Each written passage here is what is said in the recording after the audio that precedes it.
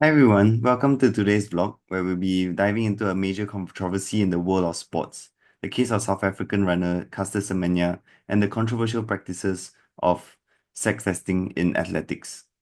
Semenya's case sparked global debates about gender, fairness, and the rights of athletes to compete without discrimination. Today we will explore the incident, its broader implications, and how it connects to our discussions in Week 8 about gender and intersex participation in sports. Let's start by giving some background. Caster Semenya is a world-class athlete who won gold medals in the 800-meter event at both the 2012 and 2016 Olympics. However, her victories have been overshadowed by controversy surrounding her naturally high testosterone levels, which are above what is typically found in most female athletes. In response to Semenya's dominance on the track, the International Association of Athletics Federations, now known as the World Athletics, introduced regulations that required female athletes with differences of sex development to lower their testosterone levels in order to compete in certain women's events, including the 800 meters. This led to the practice of sex testing, where athletes like Semenya had to undergo invasive medical evaluations to prove their eligibility to compete as women. If they refused or failed these tests, they could either compete in men's events or lower their testosterone through medication.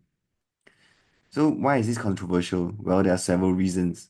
Firstly, it raises ethical questions about bodily autonomy.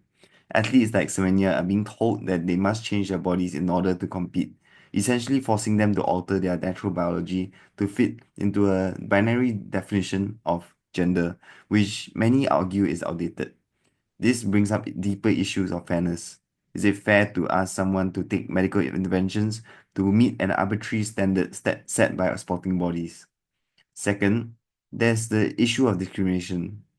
These regulations specifically target athletes from certain regions, many of whom come from the global south, including Africa. The practice of singling out women with naturally high testosterone levels has been seen as discriminatory, and critics argue that it is disproportionately affecting women of color. Finally, there's the question of what defines womanhood in sports. Semenya identifies as female and has competed in women's events all her life. However, the IAAF's regulations suggest that there are physical limits to what a woman's body can naturally produce, reinforcing a very narrow view of gender in sports. This controversy ties directly to our discussions from week 8 on the participation of transgender and intersex athletes in sports. One of the key points we covered was the history of sex testing and its impact on athletes.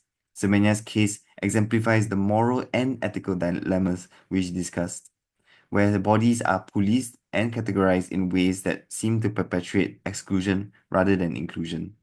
Sporting bodies like the IAF are grappling with how to regulate based on biological differences while maintaining fairness in competition. But as we discussed, fairness itself is subjective and shaped by socio-cultural norms that often fail to account for the diversity of human bodies.